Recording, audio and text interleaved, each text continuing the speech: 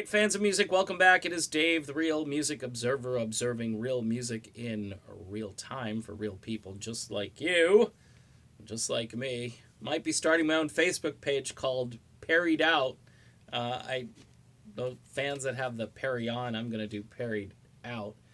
Here it is, folks. Traces. The chicks are digging it. The guys, and I hate to do the poll that way, but there is a pretty sharp divide between men liking it and women liking it. I think the men respect his voice, respect the mega talent that he is, but are thinking they need a testosterone shot. And I know this picture has been around for a while. It surfaced when everything started.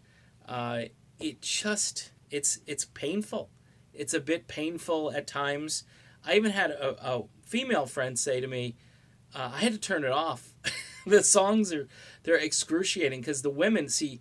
That's the other thing too. Men tend to like put the lyrics in another compartment. We can enjoy music without the lyrics. We can kind of make up our own lyrics. Women are hanging on every word. It's how we're wired. We're just wired differently.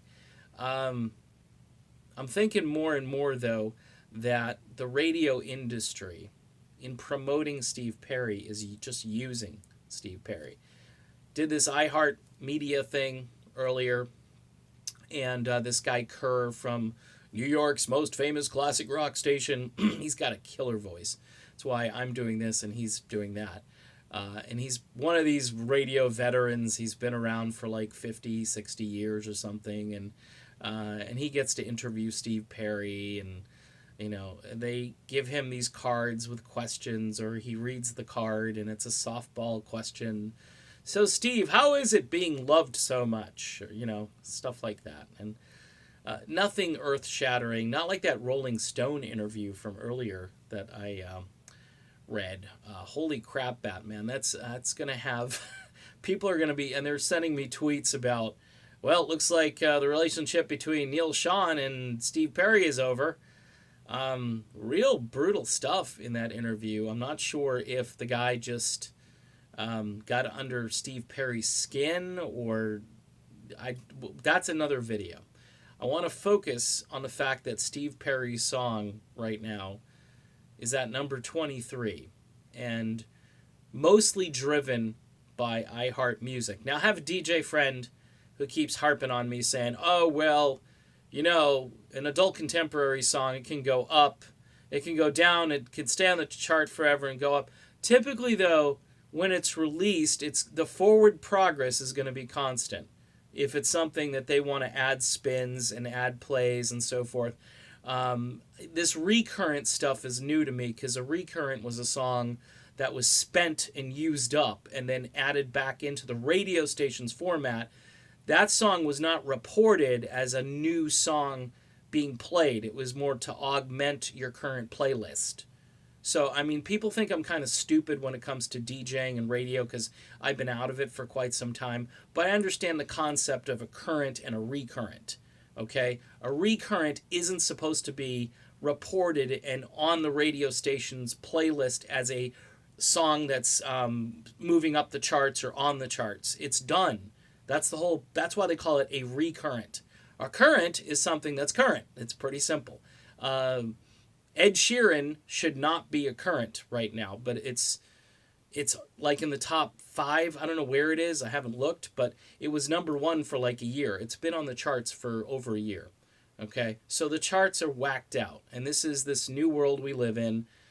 iHeartMedia, the mothership, basically telling all these radio stations, walk in lockstep with us, and if we add a song, you add the song to your playlist and so forth, and that's how it works.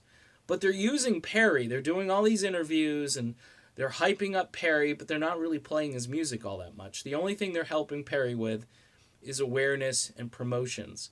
Because unless you go out and buy the CD, which is a good thing, you've got no other way to really listen to it in a terrestrial, sort of communal way, the old-fashioned way we all used to kind of get hooked on a song and go, hey, I got to have this song.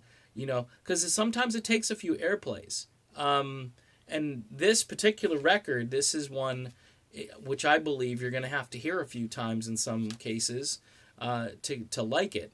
In other cases, you might get it right away.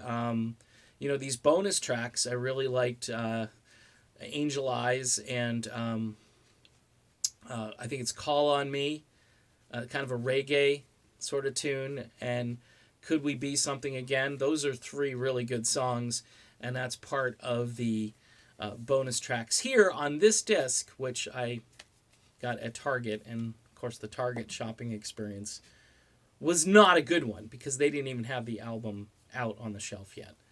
But I got it. I asked for it. I'm very persuasive that way.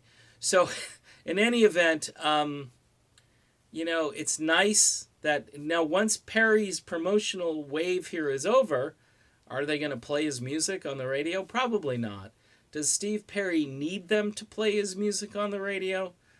No, but out of respect for one of the great voices in rock history, you would think, just automatic, that this guy would get, royalty. He'd get the best treatment, but that's hasn't been the case, and I'm shocked, and I've been shocked. I thought Steve Perry would break the logjam, but apparently not even Steve Perry can, upset Ed Sheeran and Taylor Swift. So it's the new world, folks. We're just old. We're fuddy-duddies. We don't get it. I guess some people will look at me and say, speak for yourself. But best thing you can do, even if you're not into this album, go out and buy it. Show your support for Steve Perry and for music like this. And look around you for other music. The Frontiers record label has some great music that's coming out all the time. And Journey Through Time, I've been telling you about that. That's something I'm really looking forward to. And I think a lot of people who want to rock out a little bit are anxious for. All right, done. See you soon. Bye.